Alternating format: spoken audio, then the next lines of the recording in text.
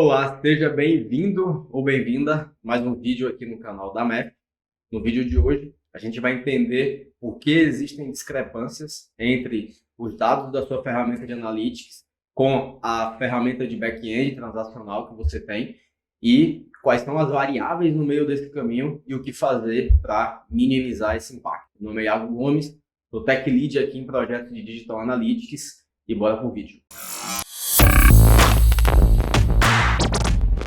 Muito provável que você já tenha encontrado discrepâncias entre a sua ferramenta de Web Analytics, seja Google Analytics, Omniture, Adobe Analytics, Mixpanel, qualquer que seja, com a ferramenta de back-end ali da sua aplicação, né? Então, como por exemplo, no e-commerce, a gente tem o Shopify, o Salesforce, o e-commerce da Salesforce, geração de lead, a gente tem HubSpot, Pipedrive, enfim, que são bases de dados mais confiáveis, porque fica registrado de fato ali a transação, e normalmente você tende a fazer comparações, né?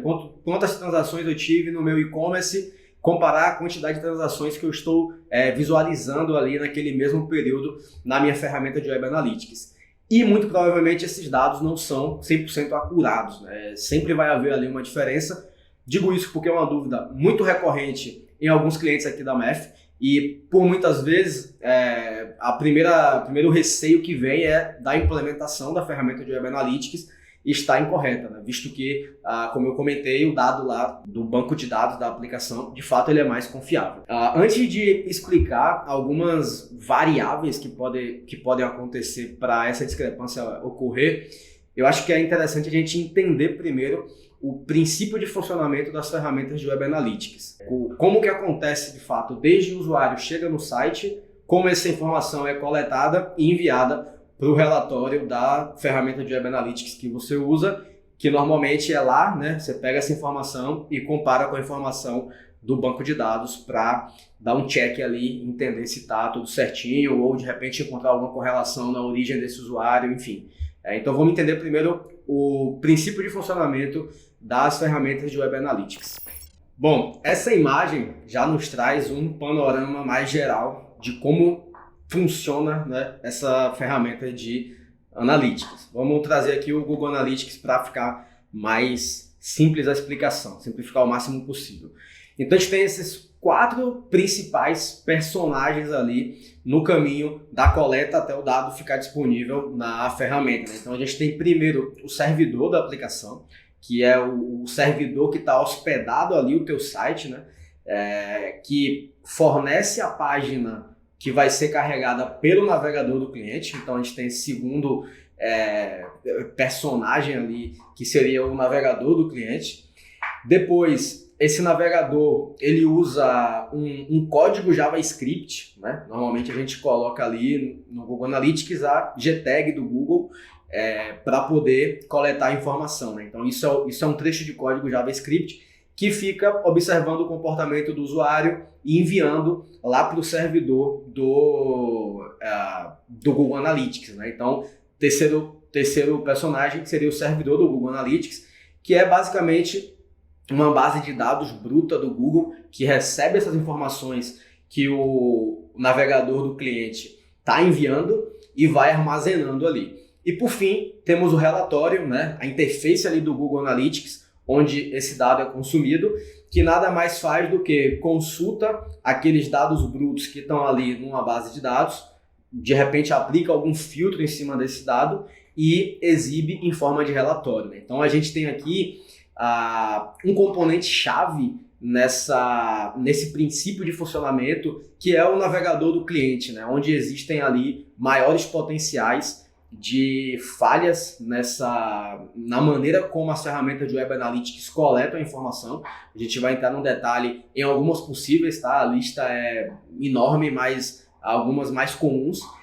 E só um ponto que eu acabei não comentando é que quando você carrega esse script ali do Google Analytics, ele salva um cookie no navegador do cliente, tá? Esse é um detalhe importante porque mais à frente a gente vai falar sobre cookies novamente. E esse cookie nada mais serve do que como uma identificação para o Google Analytics entender se ele já conhece aquele usuário ou se de repente é um usuário novo e ele nunca viu antes aquela pessoa, tá? Então é basicamente como a ferramenta de Web Analytics identifica que você é um novo usuário ou um usuário recorrente ali na aplicação. Bom, então entendido esse princípio de funcionamento, o primeiro ponto que eu quero destacar aqui como possível causador de discrepâncias é justamente a dependência direta que essas ferramentas de Web Analytics têm com o JavaScript, né? O JavaScript é uma tecnologia client-side, ou seja, ela depende ali do navegador do usuário para funcionar,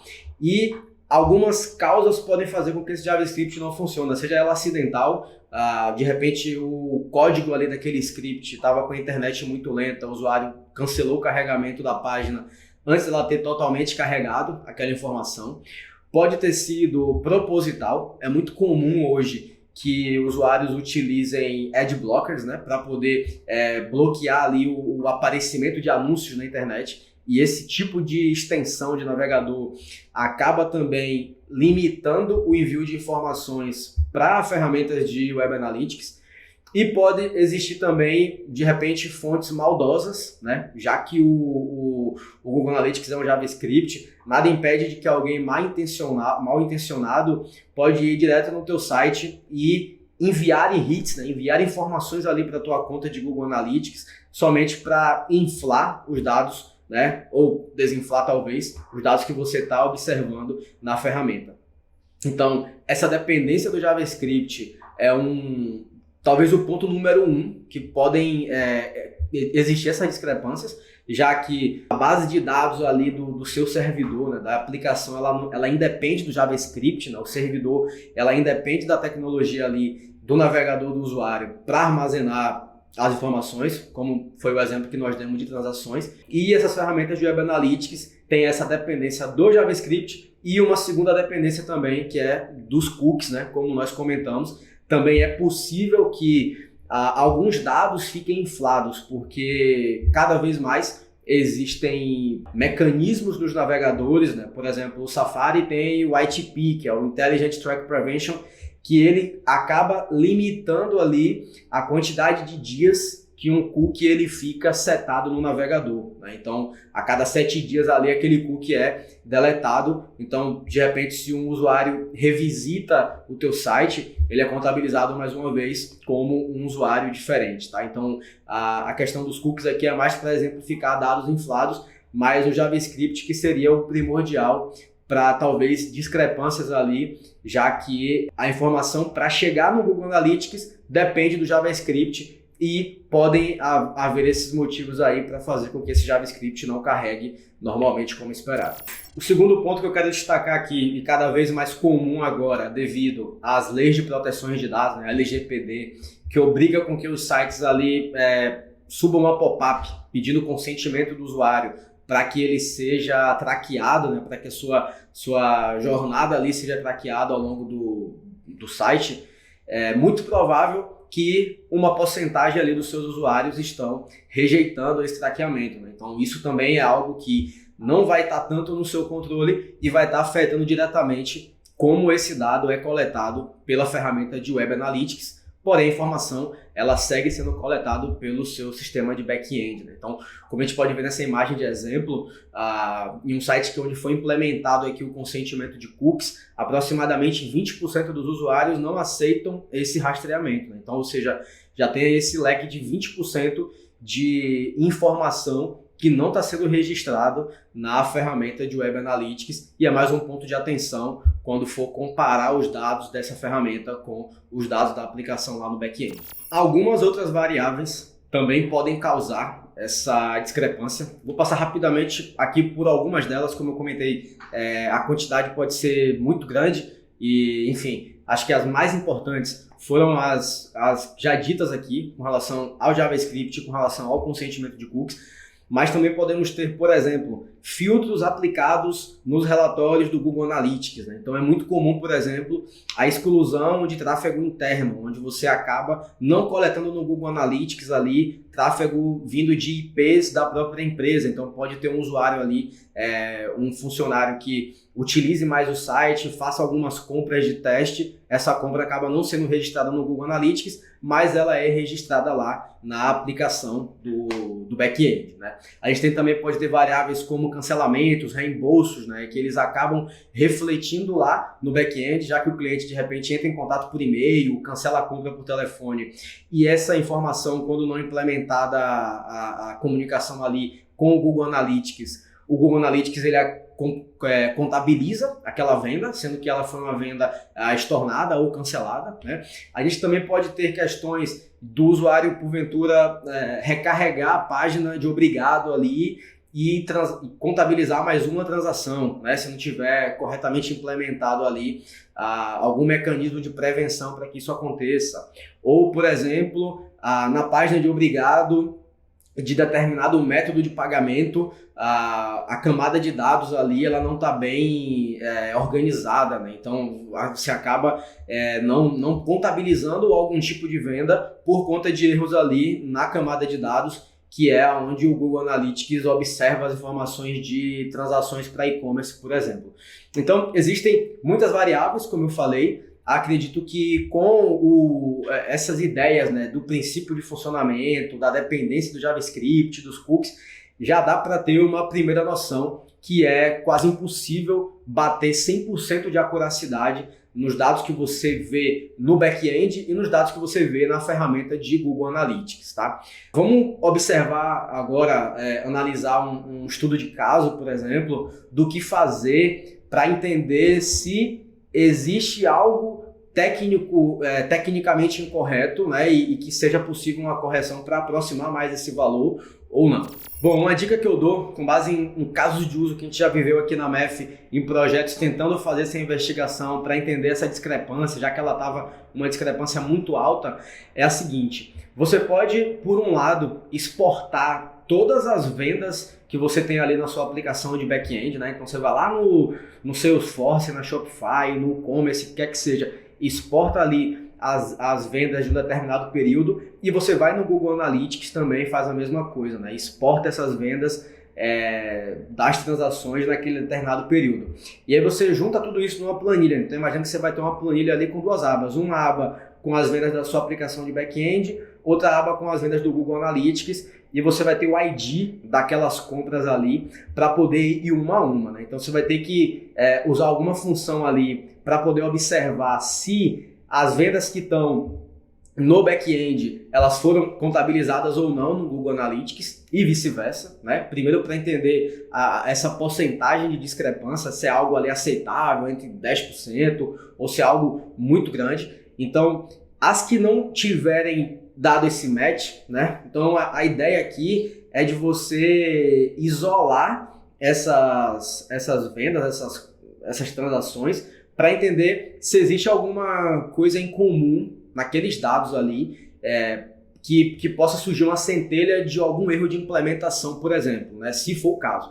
Então, assim, nunca vai ser possível te dizer aqui, ó, você vai se deparar com esse cenário, vai depender muito, mas, por exemplo, pode ser que você observe que todas essas que não foram registradas foi de algum meio de pagamento em específico. De repente, as compras no boleto não estão sendo registradas nenhuma no Google Analytics. Então você pode percorrer esse fluxo de compra no site e entender, putz, será que na página de obrigado do boleto, a camada de dados está legal, o acionamento do Google Analytics está legal, ou de repente o usuário é direcionado para um fluxo diferente de checkout se ele for comprar via boleto, né?